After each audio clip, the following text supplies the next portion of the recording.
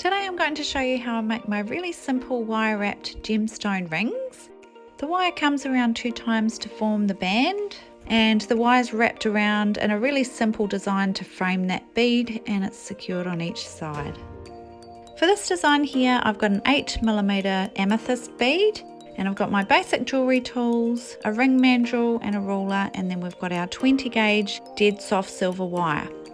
I'm using 10 inches of wire for this design here, so I just measure and cut that to length.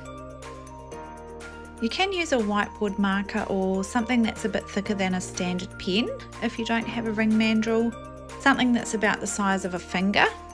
It does make the beads stand out a little bit more, but I find that's okay for this design. So I start with just popping my bead onto the wire, and we want it sitting right in the middle of that piece of wire when we start to wrap it. I'm just placing the bead inside the groove on my ring mandrel, and I'm going to size this ring to be about an 8. I always size up half a size, so I want it to finish up at about a 7.5. They always get tighter as you work on them, so just keep that in mind. So I'm just holding that bead into the groove for the size 8 ring, and I'm just bringing my wire around each way so that it can come right around and meet back up with the bead.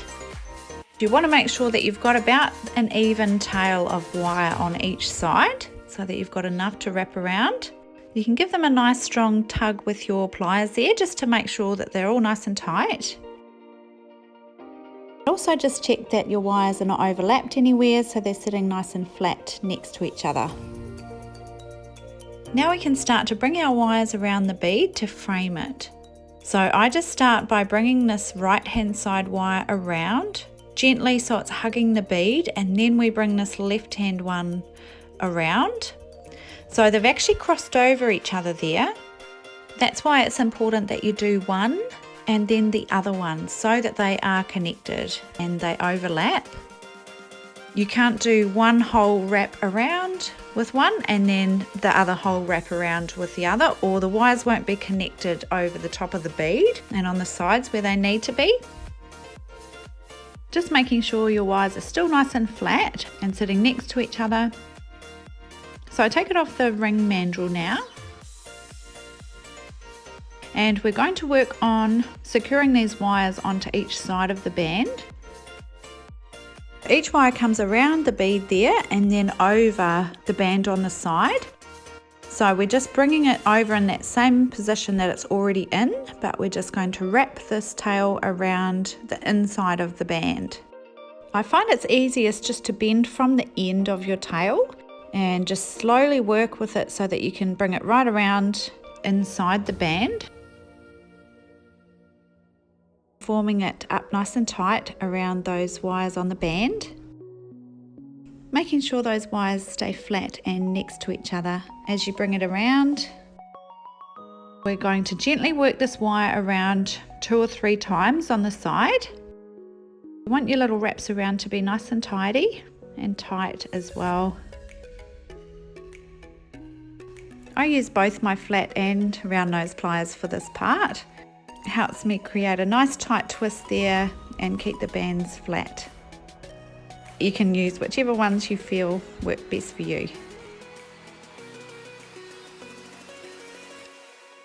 I like to try and do 3 twists around to secure my rings.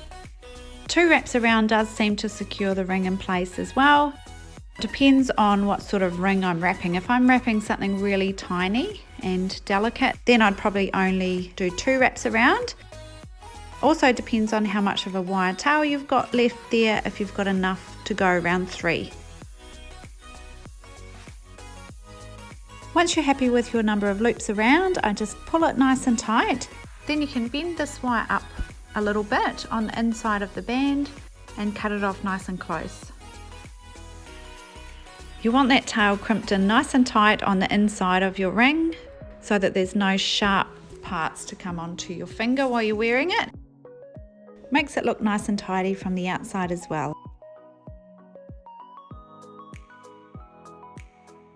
Your ring should be starting to come together with half of it looking sort of finished, and we're just going to swap it onto the other side and do the same thing on there as well.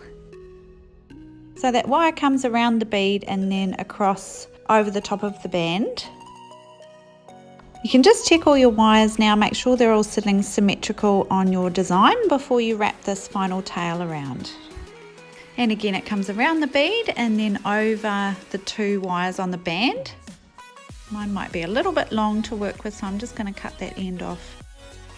Then we can bend that end around and just work with it until it comes inside the ring there, and you can bring it around your band.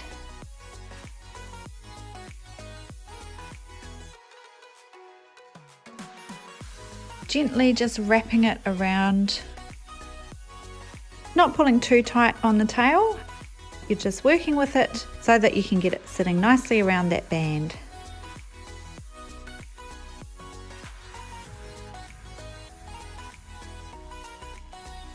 Nice and tight and tidy, and you want to bring it around the band a couple of times to match up with however many wraps you did on the other side.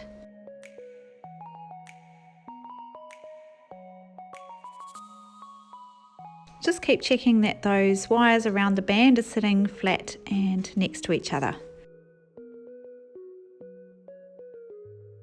But there's my 3 full loops around, so I'm just going to cut that tail off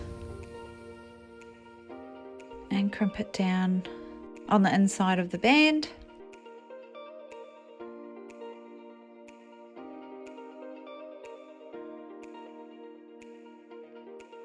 And there's your simple wire wrapped ring with a gemstone bead.